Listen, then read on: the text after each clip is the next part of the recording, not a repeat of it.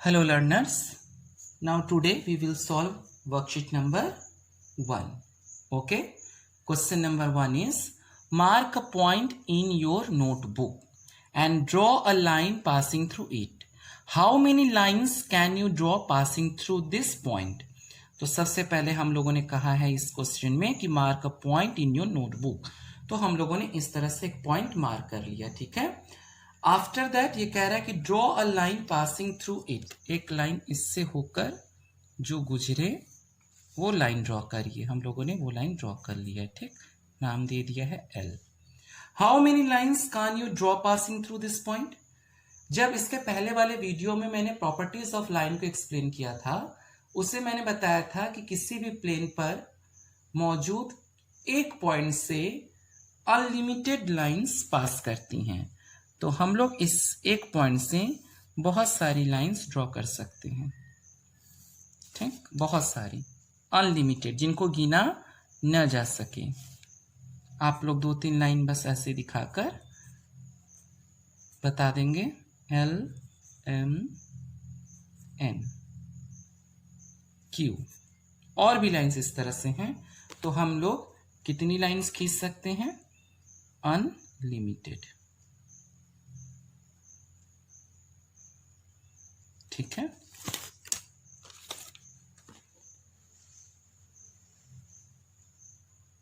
Mark any 2 points in your notebook and draw a line passing through both the points.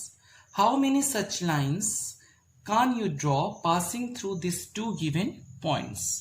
तो 2 points आपको सबसे पहले mark करना है आपके नोटबुक पर। फिर इन 2 पॉइंट्स से होकर जाने वाली आपको लाइंस ड्रॉ करनी है।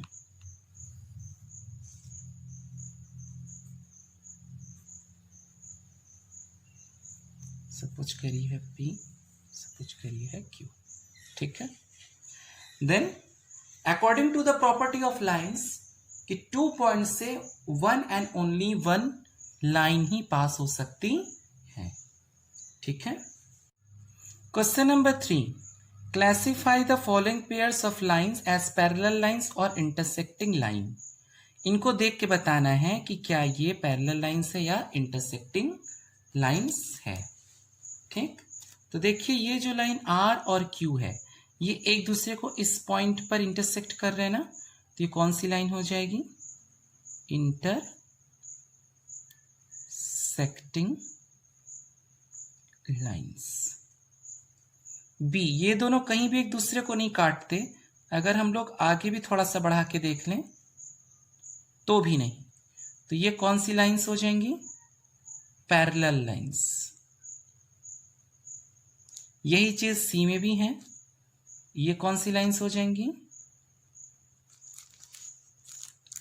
Parallel lines. No, L and M ये दोनों फिर एक दूसरे को इस पॉइंट पर इंटरसेक्ट कर रही हैं, तो ये हो जाएगी इंटरसेक्टिंग लाइंस। ये दोनों एक दूसरे को कहीं नहीं एक दूसरे को इंटरसेक्ट करेंगे, चाहे आगे बढ़ा ले या ऊपर की तरफ, ठीक है। तो ये क्या कहलाएंगी? Parallel lines. देखिए एफ में आप देख रहे हैं कि ये दोनों लाइन एक दूसरे को कहीं भी इंटरसेक्ट नहीं कर रही हैं, लेकिन दिखने में लग रहा है। लेकिन अगर हम लोग इस बी वाले लाइन को आगे बढ़ा दें तो ये इंटरसेक्ट कर देंगी, कर देगी ना। जबकि पैरेलल्स में आगे या पीछे की तरफ बढ़ाने पर भी ये नहीं एक दूसरे को इंटरसेक्ट करती। तो ये जो ए और बी होगी ये हो जाएगी इंटरसेक्टिंग लाइंस, ठीक। Question number 4, fill in the following blanks.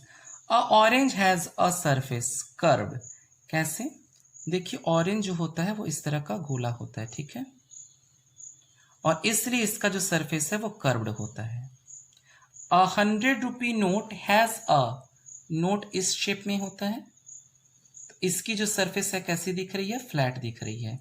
Then flat surface, lines can pass through one given point in a plane.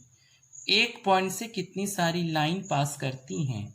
तो मैंने प्रॉपर्टीज ऑफ लाइन पढ़ाते समय बताया था, किसी एक पॉइंट से सिर्फ एक पॉइंट से अनलिमिटेड लाइन पास करती हैं, तो हम लोगों ने यहाँ पे अनलिमिटेड फिल कर दिया है। D, 3 or more points in a plane which lie on the same line are called collinear points. किसी भी लाइन पर 3 या 3 से ज्यादा जो पॉइंट्स मौजूद होते हैं उन पॉइंट्स को क्या कहते हैं? Collinear points. E, lines in a plane which do not meet anywhere are called parallel lines. वो लाइन जो कहीं भी एक दूसरे से नहीं मिलते हैं वो लाइन क्या कहलाते हैं? Parallel lines. Two lines which cut each other at a point are called. ये सपोज करिए आपकी 2 लाइन्स हैं और ये एक दूसरे को कट कर रही हैं, तो ये कौन सी लाइन कहलाएंगी? Intersecting lines. Intersecting lines. इस तरह से हमारा ये क्वेश्चन नंबर 4 पूरा हो जाता है।